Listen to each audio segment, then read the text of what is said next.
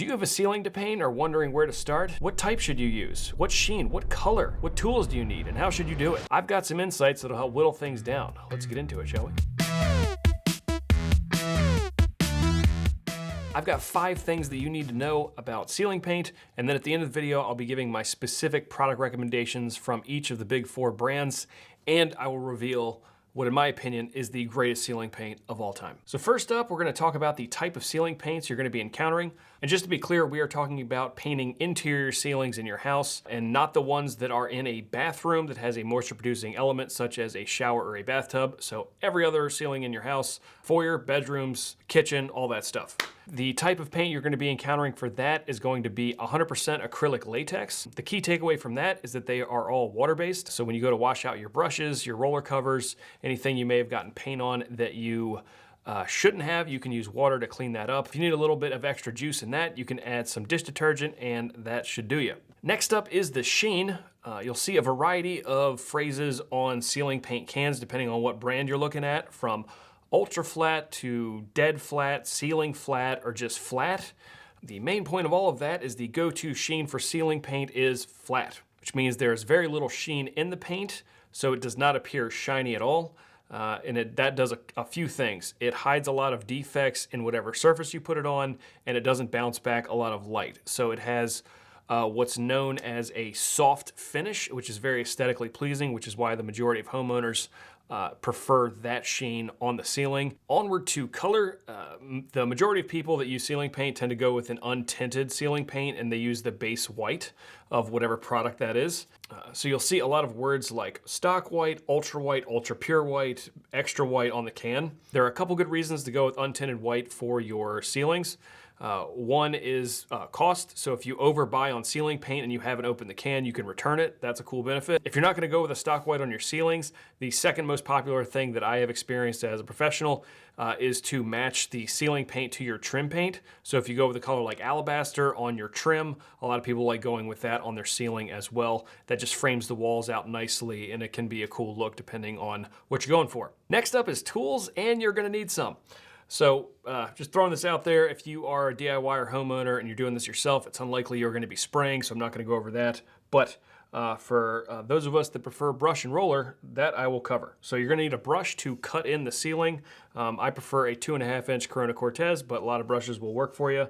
So that's what we're going to do to cut around the perimeter and things of that nature. And then for rolling, you are going to need a roller setup, which will be, you're going to need the cage or frame, and then a roller cover. The most common variety is a 9-inch, which is what we're looking at here. And if you have a larger ceiling, even if you're used to a 9-inch, I highly recommend taking a look at a 14-inch. It goes way quicker than a 9, and it's not quite as unwieldy as an 18. And then we like the Pro Doozy FTPs in 1/2-inch for doing ceilings, either the 14 or the 9-inch variety.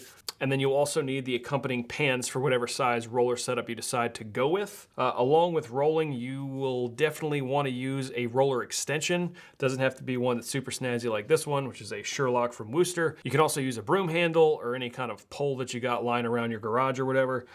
Anything that gives you some length on that frame, that just makes your life way easier. It'll go way quicker than standing up on a ladder and doing it overhead, and you're better than that. And the last thing I'll mention is a headlamp or a light that you can clip to a hat and get super directed light at the ceiling you're painting. That helps tremendously, and I do that for every single ceiling that I roll for a variety of reasons. And now for application.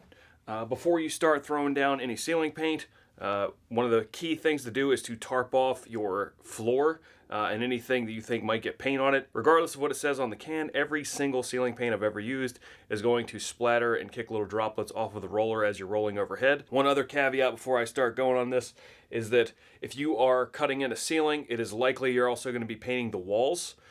If you are not, then your cut-in has to be way tighter. If you are going to be doing the walls, after you do the ceiling, then you do want to get some ceiling paint onto the walls so you've got a little bit of margin to then cut your clean line with the wall paint into that ceiling. The first thing you're going to do is to cut in with a brush, which we're going to pretend is this red marker here.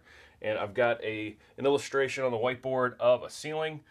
These little black circles are supposed to be hi-hat lighting, and then the middle is going to be our fan. You're going to take your brush and you're going to go around the outside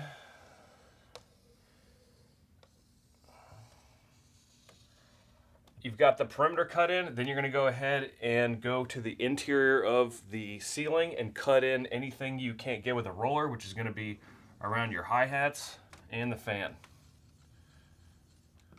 And that's a really simple pattern to do. Do the perimeter first and then do anything on the interior of the ceiling, lights, smoke detectors, anything like that with your brush. One of the reasons I talk about patterns a lot is because if you are painting a ceiling, it's very likely you're going to need to do 2 coats. Particularly on the second coat, it's going to be really hard to tell where you've cut in and where you haven't. So if you can just stick to a consistent pattern, that will mitigate a lot of issues for the future you. Now that we've got this ceiling cut in, we're going to go ahead and roll.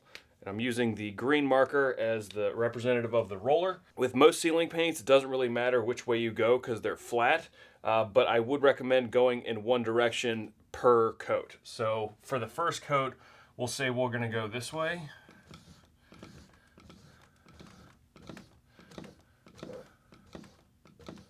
Doing overlapping stripes in whatever direction you prefer is one of the easiest ways I've found to roll ceilings. Once it's all rolled, you're gonna let this dry and then do a second coat. Generally, flat paint dries pretty quickly, so you can recoat in about an hour to 2 hours.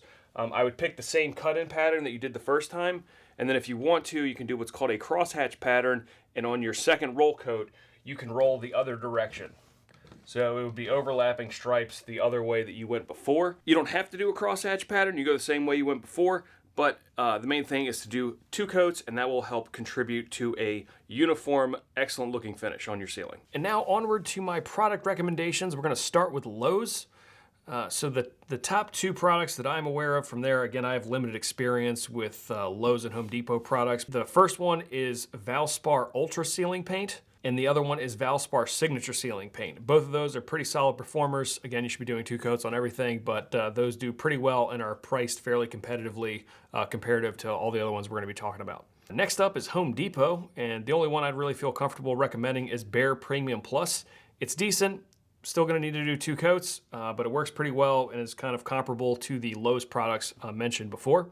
And now for Benjamin Moore, I've had quite a bit of experience with their suite of products, and these are the top 2 that I'm currently aware of. Their waterborne ceiling paint is kind of their big heavy hitter that they push a lot. It's pretty decent, it's really thick to use, but it does cover well. The other one from Benjamin Moore you might want to consider is their Super Hide in flat, which is not technically a ceiling paint, but does work fairly well as a ceiling paint.